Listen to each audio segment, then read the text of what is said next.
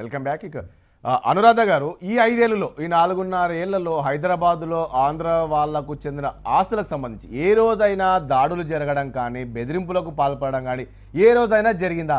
All of సడన్గా ఈ రోజు వైఎస్ఆర్ కాంగ్రెస్ పార్టీలో జాయిన్ అయిన 2 ఎంపీలను పట్టుకొని మీరు ఈరోజు కేసీఆర్ బెదిరిస్తున్నాడు అని చెప్పేసి చెప్తూ ఉన్నారు. మీ పార్టీకి చెందిన వాళ్ళ నేతల ఆస్తులు లేవా? ఇక్కడ సుజనా చౌదరికి సంబంధించి కావచ్చు, సీఎం రమేష్ మురళీమోహన్, ఇలాంటి చాలా మంది ఆస్తులు ఉన్నాయి కదా ఇక్కడ. ఎందుకు చంద్రబాబుకు ఉన్నాయి, మీ అందరికీ ఉన్నాయి కదా, అలా బెదిరింపులకు పాల్పడ్డారా? ఎందుకు ఇలాంటి ఆరోపణలు చేస్తారు మీరు అనేది వీళ్ళు చెప్తూ ఉన్నారు. ఎందుకు భయపడుతున్నారు? ఎందుకు పార్టీ చేరిన వెంటనే ఎందుకు అంత భయం మీకు అనేది, ఎందుకంత ఉలికి పడుతున్నారు అనేది?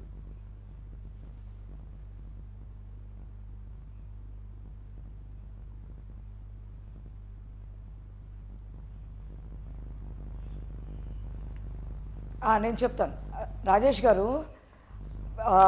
తెలంగాణ వచ్చిన తర్వాత ఆంధ్ర రాష్ట్ర వాళ్ళ ఆస్తులు వాళ్ళు ధ్వంసం చేస్తున్నారని ఎంతమంది కంప్లైంట్స్ ఇచ్చారో, పోలీస్ స్టేషన్లో పోయి కంప్లైంట్ ఇచ్చి ఎదురు తిరిగారు ఆంధ్ర వాళ్ళు.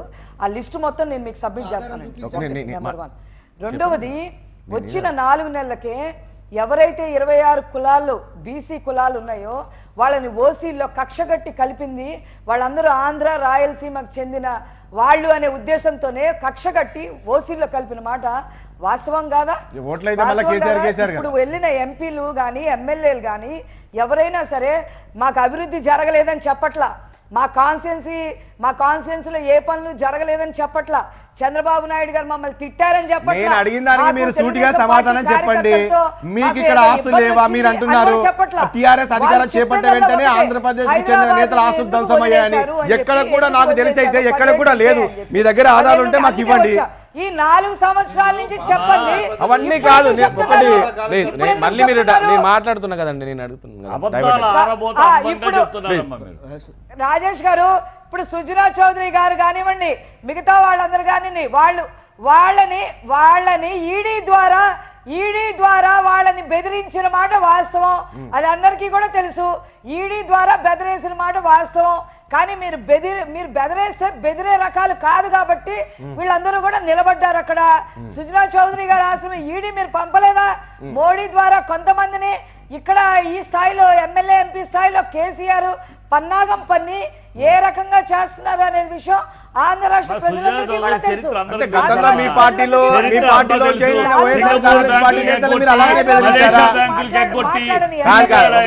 చిట్టి గారు అనురాధ గారు కాదు వైఎస్ఆర్ కాంగ్రెస్ పార్టీ 25 మంది ఎమ్మెల్యేలు జాయిన్ అయ్యారు. 25 మంది ఎమ్మెల్యేలు జాయిన్ అయ్యారు అంటే వీళ్ళంతా మీరు భయపెట్టించారా? మరి భయపెట్టించే జాయిన్ చేయించుకున్నారా?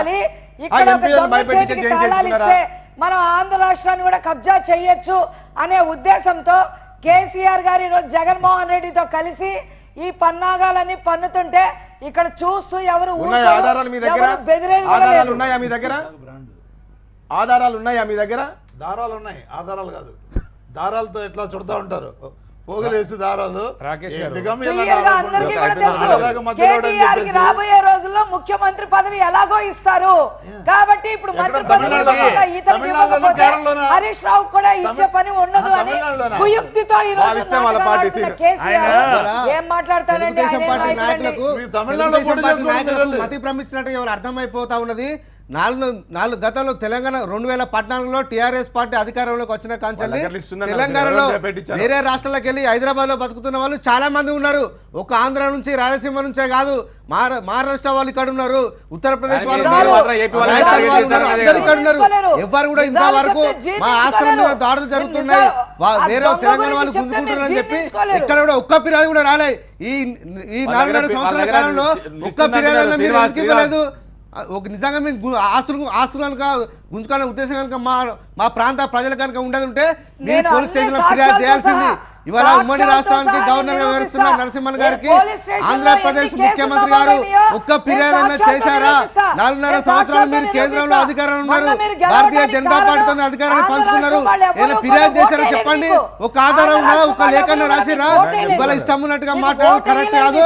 ప్రజలు గమనిస్తా ఉన్నారు కాబట్టి ఖచ్చితంగా మీకు రేపు రాబోయే ఎన్నికల్లో బుద్ధి చెప్తారు. నేను అడిగిన దానికి మీరు సమాధానం చెప్పాలి. మన కేటీఆర్ మాట్లాడుతూ మేము రాజకీయాలు చేస్తాం, హైదరాబాద్ నుంచి రాజకీయాలు చేస్తామన్నారు. ఏంటి హైదరాబాద్ నుంచి రాజకీయాలు ఇవేనా? హైదరాబాద్ నుంచి రాజకీయాలు అంటే ఇప్పుడు చంద్రబాబు నాయుడు విధానాలను ప్రజలకు వివరిస్తాం. ఇలా మీడియా ఉన్నదండి, ఒక మీడియాని ఒక తెలంగాణ ప్రాంతానికి తెలంగాణ రాష్ట్రానికి సూచించారు. భారతదేశంలో అన్ని రాష్ట్రాల ప్రజలు కూడా మీరు తెలుగు భాష వచ్చిన వాళ్ళు ఎవరైనా చూస్తారు కాబట్టి ఖచ్చితంగా ప్రజలు ఆలోచించుకుంటారు. చంద్రబాబు నాయుడు విధానం తాను పరిపాలించిన విధానం తన వ్యక్తిత్వాన్ని ప్రజలకు వివరించడానికి టీఆర్ఎస్ పార్టీ తర్వాత వీళ్ళు జాయిన్ అయ్యారు కదా, అందుకని వాళ్ళు అనుమానిస్తున్నారు. వైఎస్ఆర్సీపీ ఎమ్మెల్యేలు తెలుగుదేశం పార్టీలో జాయిన్ అయ్యారు. వారు బీజేపీతో అధికారులు ఉన్నప్పుడు జాయిన్ అయ్యారంటే నరేంద్ర మోడీ చెప్తేనే వాళ్ళు వైఎస్ఆర్సీపీ ఎమ్మెల్యేలు తెలుగుదేశం పార్టీలో జాయిన్ అయ్యారా? చెప్పండి. నరేంద్ర మోడీ సహకారం తీసుకున్న తర్వాతనే వాళ్ళు మీ పార్టీలో జాయిన్ అయ్యారా? మీరు ప్రజలకు సమాధానం చెప్పాలి. ఇష్టం ఉన్నట్టుగా మాట్లాడితే ప్రజలు ఎవరు యాక్సెప్ట్ అయ్యారు? ఆల్రెడీ మీరు అధికారం పోతుందన్న భ్రమలో పిచ్చి పిచ్చిగా మాట్లాడుతూ ఉన్నారు. రండి ఆంధ్ర రాష్ట్రానికి రమ్మనండి. మేము రావాల్సిన అవసరం లేదమ్మా. ప్రజలే చూసుకుంటారు. ప్రజలు రాబోయే ఎన్నికల్లో బుద్ధి చెప్తారు. మీరే ఆహ్వానించారు కదా, పెళ్లికి వచ్చాడు ఆయన, మీరే ఆహ్వానిస్తారు. ఇప్పుడు రెండు రాష్ట్రాల ప్రజలు తెలుగు రాష్ట్రాలు వేరైనా ప్రజలు కేసీఆర్ గారు కేంద్ర ప్రభుత్వాన్ని నిలదీస్తారు. కలిసి రండి చంద్రబాబు నాయుడు కేసీఆర్ గారితో కలిసే ప్రశ్న అని చెప్పిండు. మీకు తెలుగు ప్రజలు కలిసి ఉండాల్సిన ఉద్దేశం మీకు లేదు కాబట్టి ముఖ్యమంత్రి యోగానికి వచ్చాడు.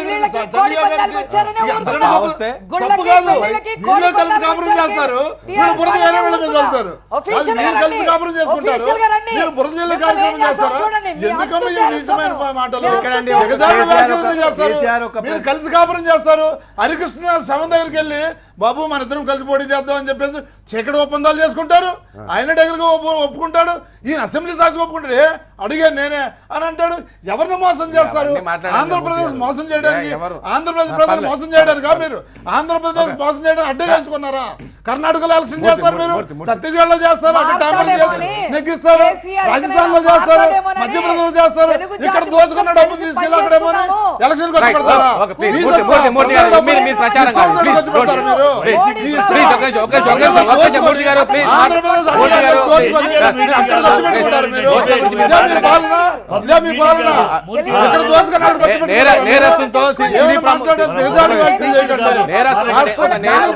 నేరస్తుతో సినీ నటులు భేటీ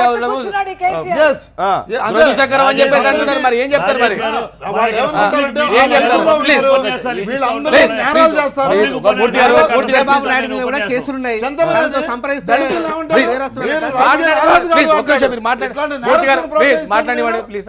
ప్లీజ్ ఆగండి మీరు. ఇప్పుడు నిన్న చంద్రబాబు మాట్లాడుతూ ఇప్పుడు నేరస్తులతో సినీ ప్రముఖులు కూడా కలవడం కొంచెం దురదృష్టకరమైన పరిస్థితి, దురదృష్టకరం అని చెప్పేసి మాట్లాడారు. ఏం చెప్తారు మీరు? ఒక విషయం అనురాధ గారు, ఒక నిమిషం ప్లీజ్. సినీ నటుల పైన ఆరోపణ చేశారు.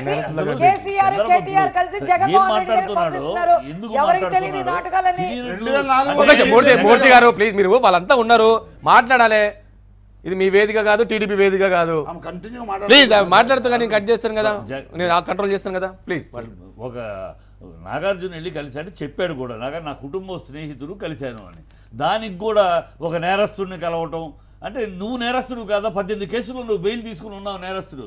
ఇవాళ సిట్ వేసిన తర్వాత ఇప్పుడు ఇంకో తొందరలో నీకు అన్ని 6 నెలలు మించి స్టే ఇవ్వడానికి లేదని వచ్చింది. అది కాన్స్టిట్యూషనలైజ్ అయిపోతే నువ్వు అన్నిటికీ వెళ్ళాలి. సో నువ్వు నేరస్తుడు, నీకన్నా మించి నేరస్తుడు లేడు ఈ రాష్ట్రంలో. కాబట్టి నువ్వు స్టేజ్ తెచ్చుకుని ఉన్నావు. 18 కేసులు ఉన్నాయమ్మా, తెలుసుకోమ్మా. కొన్ని విషయాలు తెలుసుకుని మాట్లాడమ్మా. కెమెరా ముందు వచ్చి నోటికి వచ్చినట్టు అబద్ధాలు ఆరబోయేద్దు. మీ నాయకుడు ఎలాగో అబద్ధాలకే ఆయనకి ఒక శాపం ఉంది. మీ నాయుడికి నిజం చెప్తే తల 100 ఒక్కరు అవుతుంది శాపం ఉంది, అందుకని అబద్ధాలు ఆడతాడు.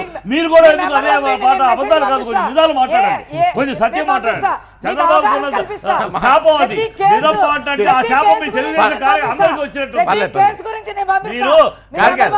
అంటే తప్పు జగన్మోహన్ రెడ్డిని వీళ్ళు కలవడం సినీ పరిశ్రమకు చెందిన వాళ్ళు తప్పు లేదు.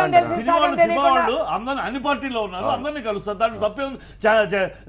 నరేంద్ర మోడీని కలిశాడు నాగార్జున, ఏముంది? కలుస్తారు అందరూ. అంటే నిన్న అంటే ఆయన మాట్లాడితే ఏమనంటే పాదయాత్రకు వెళ్ళేసి వచ్చిన తర్వాత జస్ట్ పరామర్శించడం కలుద్దామని వచ్చానన్నాడు. దాన్ని కూడా కౌంటర్ ఇచ్చారు. పాదయాత్ర ఎప్పుడో అయిపోయింది, ఇప్పుడు కూడా ఏంటి అయినా సరే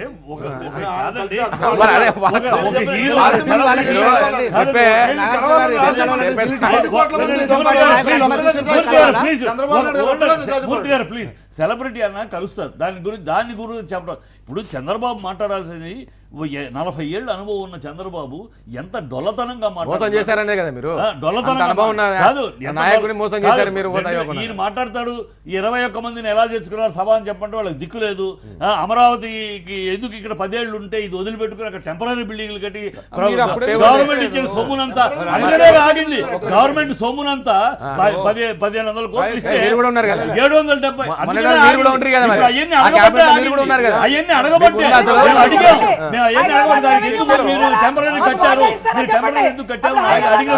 ఇప్పుడు ఇవాళ మాట్లాడతాడు గుజరాత్ గురించి మాట్లాడతాడు, వాళ్ళ భార్యను గురించి మాట్లాడుతూ వాళ్ళ మోడీ గారు భార్య ఒక పవిత్రమైన ఎడబాటు పవిత్రంగా మాట్లాడుతూ నీ ఉద్దేశం వేరు నీ ఆశ వేరు దాన్ని కూడా మాట్లాడతా అంత నీచానికి దిగజారాడు చంద్రబాబు. నిన్న బొమ్మలో సైనికుల సాగు మీద కూడా మమతా ఒక బుద్ధి లేకుండా మాట్లాడతారు. ఆ రోజులో మోడీ మాట్లాడలేదా? ఆ రోజులో మన్మోహన్ సింగ్ పైన మాట్లాడలేదా మరి ప్రధాని? ఆ రోజు మన్మోహన్ సింగ్ పైన ఇప్పుడున్న ప్రధాని మాట్లాడలేదు. జ్ఞానం నశించింది, అన్ని మాట తీరు రీతి నీతి అన్ని నశించినవి. రాజేష్ గారు వ్యక్తిగతంగా ఎవరిని తిట్టినా వాళ్ళ కుటుంబాల విషయాలకు ఓకే చేసిన కరెక్ట్ కాదు. కానీ ఈనాటి గౌరవ ప్రధానమంత్రి గారే ఆనాటి ప్రధానమంత్రి మన్మోహన్ సింగ్ గారిని ఆయన స్నానం చేసే విధానాన్ని ఆయన డ్రెస్సింగ్ను వ్యక్తిగతంగా విమర్శించారు. అదొక ఏం సంప్రదాయం? బీజేపీ మీరు అబద్ధాలు చెప్పకండి సార్. మోడీ ఎప్పుడు పెద్దలే అన్నారు వాళ్ళు అన్నారు మోడీ ఎప్పుడు మోడీ సంస్కారం అది కాదు. ఒకసారి అబద్ధాలు చెప్పొద్దు. ఇక్కడ మీడియాలో కూర్చొని అబద్ధాలు చెప్పొద్దు. మీరు చర్చల్లో చెప్పండి.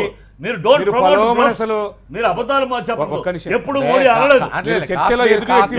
కాశ్మీర్ దాడుల విషయంలో ఆనాడు ఎలక్షన్ ముందర ఆనాడు నరేంద్ర మోడీ అన్నాడు మన్మోహన్ సింగ్ పదవి నుంచి రాజీనామా చేయాలి.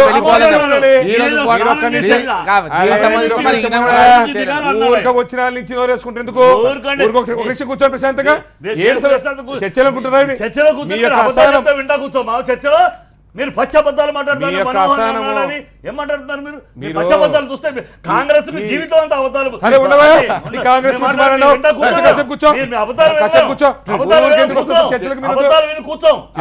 ఒక నిమిషం అబద్ధాలు ఆపితే కూర్చుంటాం. మీరు మాట తీరు నేర్చుకోండి. ఫస్ట్ ఆఫ్ ఆల్ నాకు తెలుసు చర్చల్లో కాంగ్రెస్ నేర్చుకోవాల్సిన దౌర్భాగ్యం లేదు. కాంగ్రెస్ తీరు లేదు, నీతి లేదు, ఏమీ లేదు. మీరు చర్చల్లో ఒకటి వ్యక్తిని ఇంకో వ్యక్తి మ్యాటర్ మన డైలాగ్ డెలివరీ కావాలి కదా. ఊరికి వచ్చి గంటల తరబడిన ఒక గ్లాస్ నీళ్ళు లాగి వాగుతా ఉంటే సరిపోతుందా? చర్చల్లో పెద్దలు మీరు పద్ధతి కాదు. పద్ధతిగా మాట్లాడండి, అంతేగాని అబద్ధాలు మాట్లాడతాం. మీరు సెన్సిబుల్ గా ఒక రీజనబుల్ గా మాట్లాడండి, అంతేగాని లేని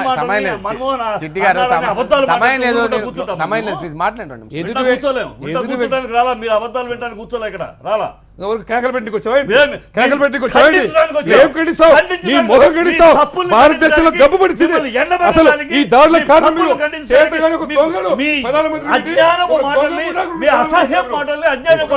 ప్రజల ముందు పెట్టడానికి భాష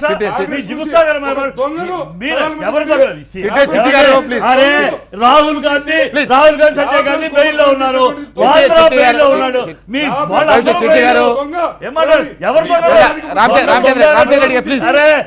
సోనియా గాంధీ బెయిల్లో ఉంది, రాహుల్ గాంధీ బెయిల్లో ఉన్నాడు, వాద్రా బెయిల్లో ఉన్నాడు, కేజ్రీవాల్ బెయిల్లో ఉన్నాడు.